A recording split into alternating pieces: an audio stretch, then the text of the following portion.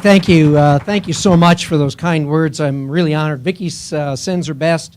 She wants you to know that she loves you all, but she had a choice between you and the grandkids this morning, and that's how it turned out. So, my job here actually is to introduce Mitt Romney, and I'm going to do that in a minute, Mitt. But before I do that, I do want to say a few words about Butch and why we should do what we're all going to work to do over the next 27 days.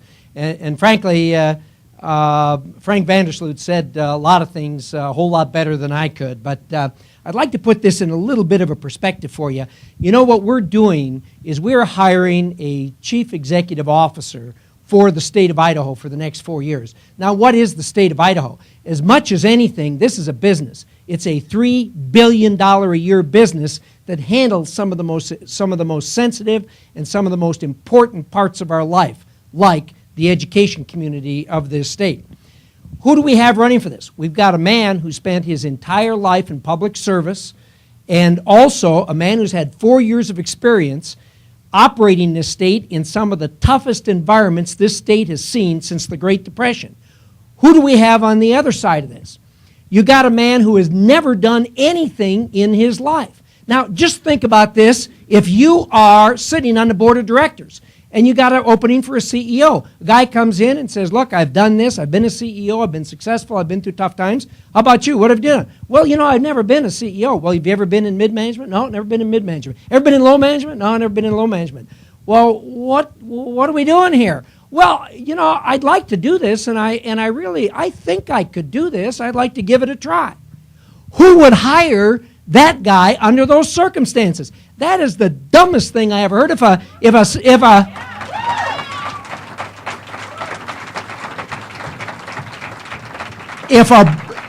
a board of directors of a $3 billion company hired that guy to be the CEO of that company, they'd get sued by the stockholders and should get sued by the stockholders. This man does not have the experience nor the ability to be the governor of this great state. Let me tell you something else.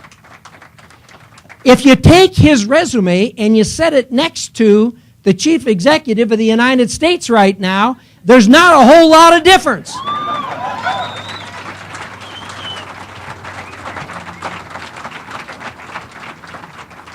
And how's that working for us right now?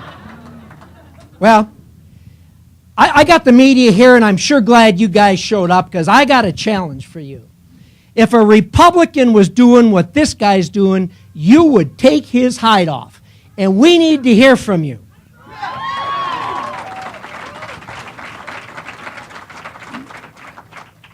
We need you to tell the people of the state of Idaho who this guy is. He says, well, I'm not really a Democrat. How many of you have heard him say that? Well, I'm not really a Democrat. The man is either not telling us the truth or he's a perjurer. When he went to the Secretary of State's office, he filed an affidavit that said, I want to run for governor of the great state of Idaho. I have the qualifications that the statute requires, and I am a member of the Democratic Party. He said that under oath. If he says again, I'm not a member of the Democratic Party, somebody go get the sheriff, because he committed perjury. Ladies and gentlemen of the press, do something about this. What would happen if a Republican said, well, are you pro-life or pro-choice? Well, I'm not really pro-life and I'm not really pro-choice. You're not? Well, what do you believe? Well, I believe a woman should have the ability to sit down with her doctor and make this decision by herself. My friends, that's pro-choice.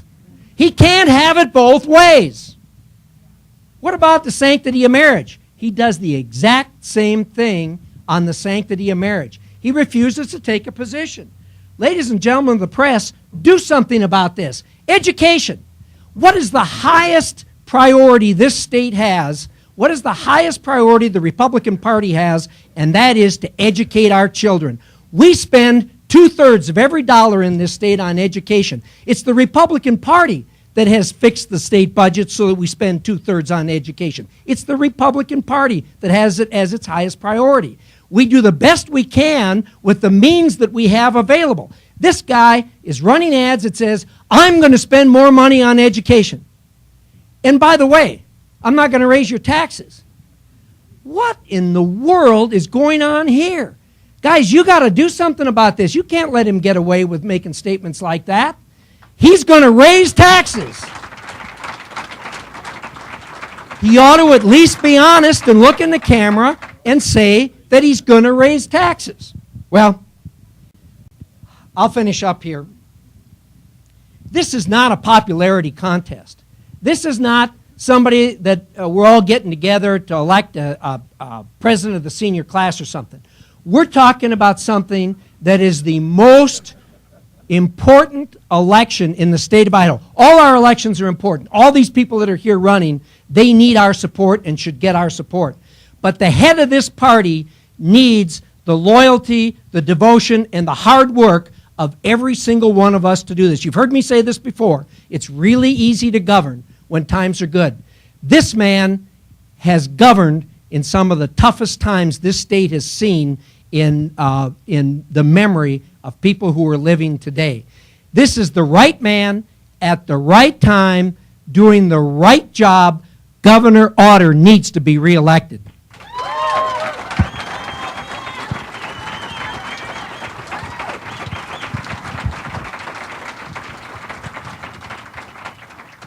Well, that brings me to Mitt Romney. So I admit I've used all my time on Butch, if that's okay with you.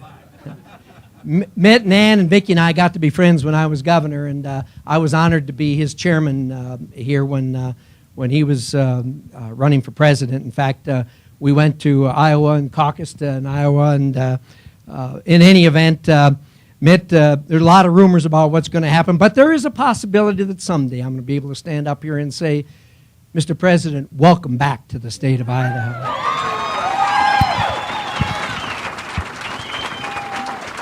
Ladies and gentlemen, a man who needs no introduction, our friend, my friend, Idaho's friend, Mitt Romney.